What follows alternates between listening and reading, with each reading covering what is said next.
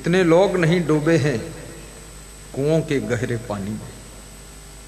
आज तक दुनिया में जितने लोग नहीं डूबे हैं समुद्र के लहराते पानी में, उससे भी करोड़ों गुना ज्यादा डूब चुके हैं बोतलों के बंद पानी में, बोतलों के बंद पानी में।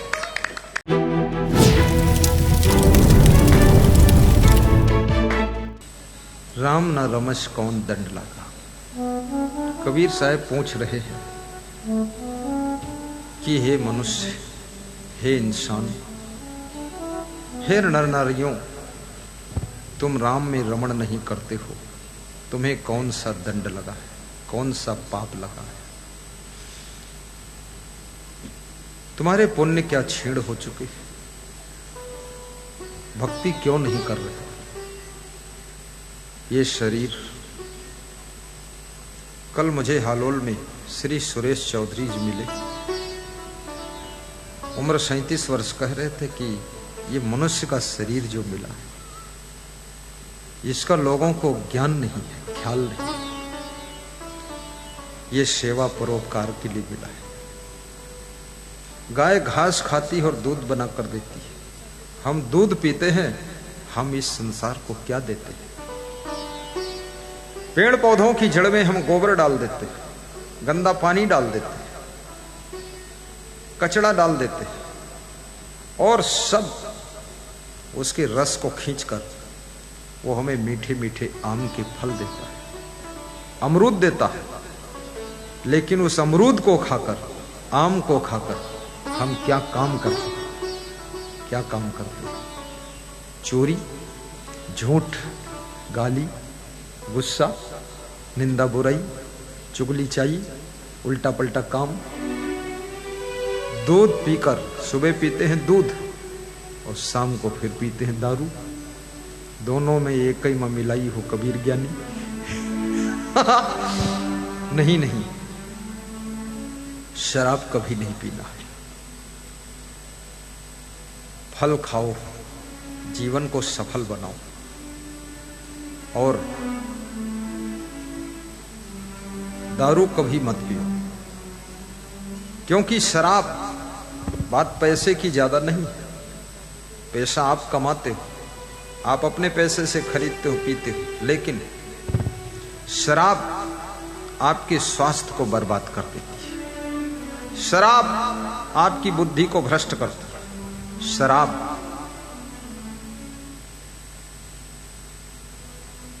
आपको सत्कर्म से वंचित कर देती है, दुष्कर्म की तरफ ले जाती है। और शराब आपके मन में आपके परिवार के प्रति जो आपका कर्तव्य है उसको भी भुला देती है। इसलिए शराब कभी नहीं पीना चाहिए। क्योंकि याद रखना, जो व्यक्ति बोतल में फंस गया, बोतल यानी शराब, उसकी क्या दशा होती है? जितने लोग नहीं डूबे हैं कुओं के गहरे पानी में। आज तक दुनिया में जितने लोग नहीं डूबे हैं समुद्र के लहराते पानी में, उससे भी करोड़ों गुना ज्यादा डूब चुके हैं बोतलों के बंद पानी में, बोतलों के बंद पानी में। कितने लोगों की जिंदगी डूब गई, फैमिली डूब गई, बिजनेस डूब गई, सर्विस भी डूब गई, माता पिता दुख में डूब गए, पत्नी दुख में डूब गई। एक व्यक्ति शराब पीता है परिवार में, हजारों लोग उससे दुखी होते हैं। और एक व्यक्ति जब सत्संगी बनता है परिवार में, और जब वो किसी गुरु को बुलाकर सत्संग कराता है, तो हजारों लोगों को सुख मिलता है, हजारों लोगों को ज्ञान मिलता है, हजारों नर नारियों को दर्शन मिलते हैं, और हजारों माताओं बहनों को आशीर्वाद मिलता है। एक व्यक्ति की भक्ति से न जाने कितने लोगों को सुख शांति मिलती है। और एक व्यक्ति शराबी बन जाए, पूरे फैमिली और रिश्तेदारों को भी तबाह कर देता है। बोलिए सद्गुरु भगवान की जय। शरीर में नशा की जरूरत नहीं, नशा छोड़ो।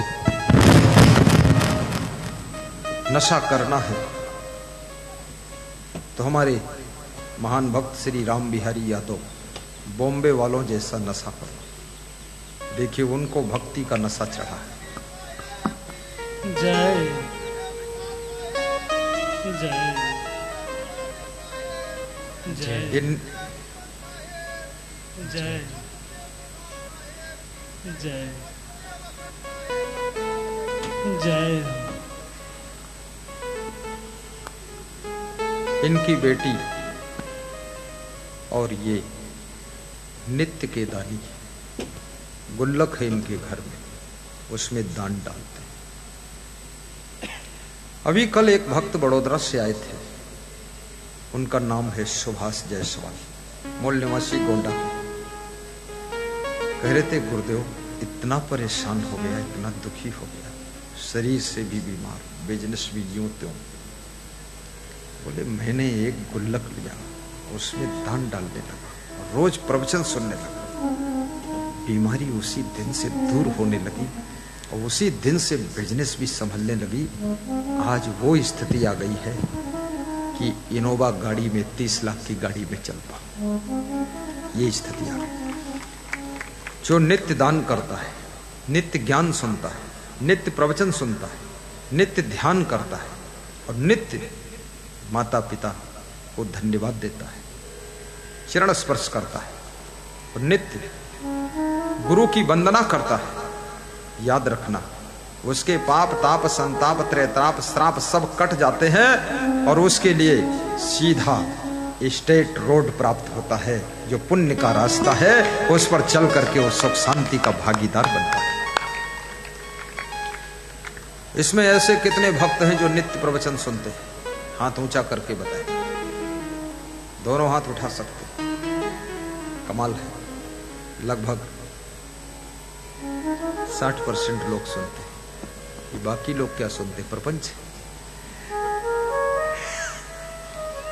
व्यस्तता तो जिंदगी में रहेगी, जब तलक है जिंदगी फुर्सत ना होगी काम से, लेकिन कुछ समय ऐसा निकालो प्रवचन सुन लो आराम से। व्यस्तता खत्म होने वाली नहीं। प्रधानमंत्री भी प्रवचन सुन लेते हैं कभी कभी, लगता है तुम्हारे पास में उनसे भी ज्यादा जिम्मेदारियां। औरैया के भक्त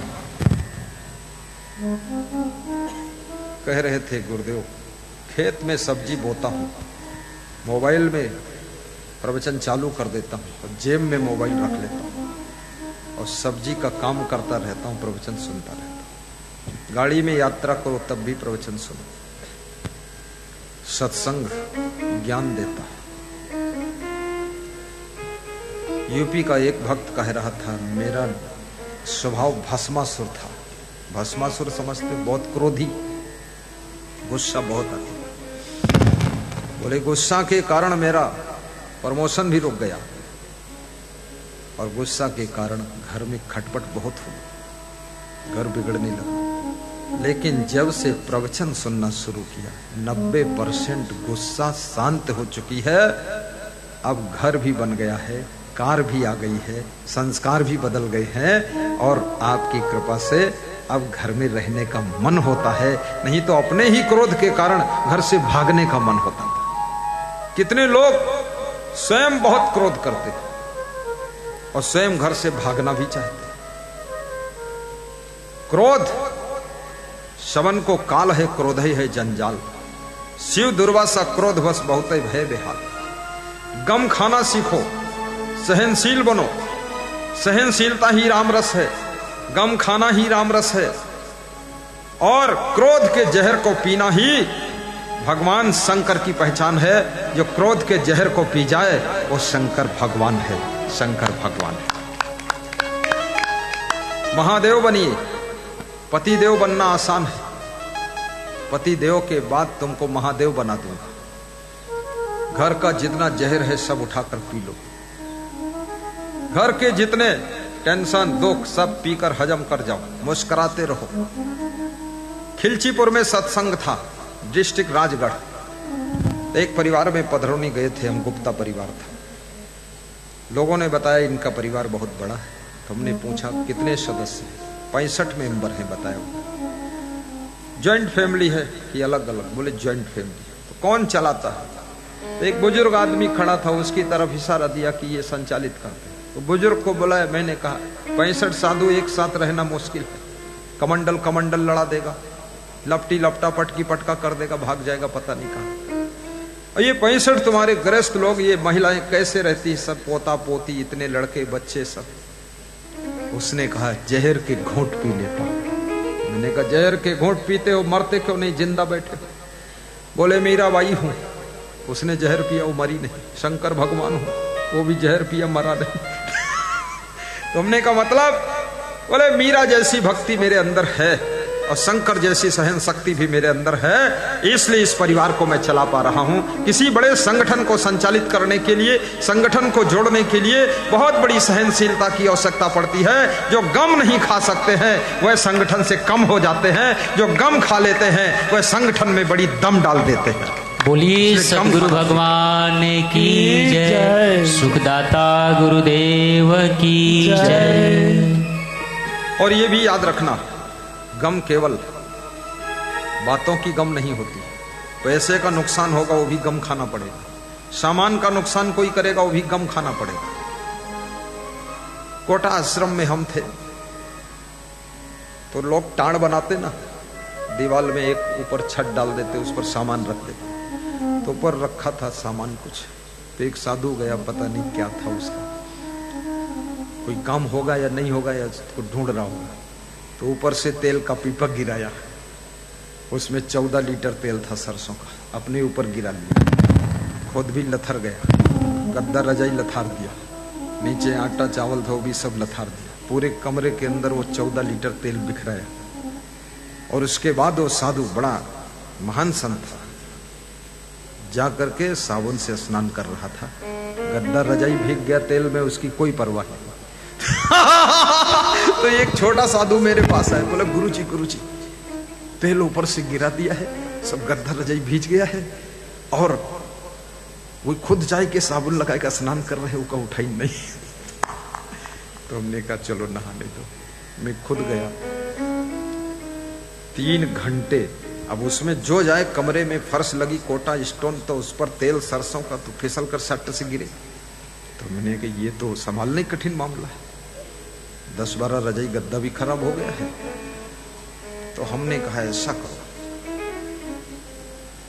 इसके ऊपर एक दरी डाल दो, दरी से गद्दा खींच लो, फिसल फिसल कर खिंचवाया, सब धुलवा धुलो कर डलवाया। 3 घंटा हम भी जुटे, 8-10 साधु जुटाए, साबुन पाउडर घोरवाए बाल्टी में। हमने कहा इसको डालो तभी ये चिकनाई खत्म होगा। धुलवाया तो एक साधु दूसरी जगह से आया था, वो बोला अगर इतनी गलती मेरे गुरु के चेले से हो जाती तो तुरंत वो बोल देता चलो चलो चलो चलो निकलो। बोले आपने हंसते हंसते सब सह लिया।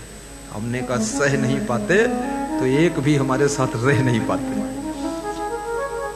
सहना, लेकिन याद रखना आपके बेटे से गलती हुई है, बहू से गलती हुई है, लाख रुपए का नुकसान हो गया है, लेकिन वो बेटे को संस्कार देते रहिए, संभालते रहिए, संभालते रहिए।